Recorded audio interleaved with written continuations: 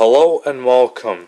This is called how I make French Vanilla Cappuccino Cucumber Melon, but it's going to be carbonated this time, just so as you know, folks.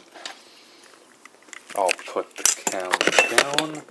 First thing you gotta do 1 scoop, 2 scoops, and after that, you put this lid on top. See how much that's in there? That's 2 teaspoons. Now, we put this water from the kettle in here, and we stir it up.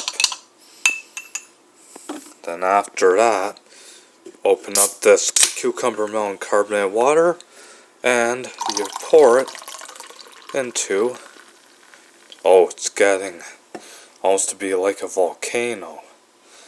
But, oh, look at the bubbles and foam.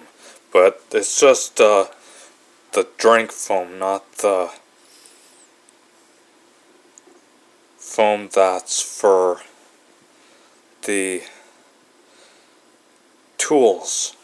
But that's just the cappuccino foam, and now that's up to the top. You gotta be careful with this because it could make a mess. Okay. And here is your carbonated French Vanilla Cappuccino Cucumber Melon. Thank you for watching, folks, and I hope you enjoy this video. Thank you for watching and have a great day.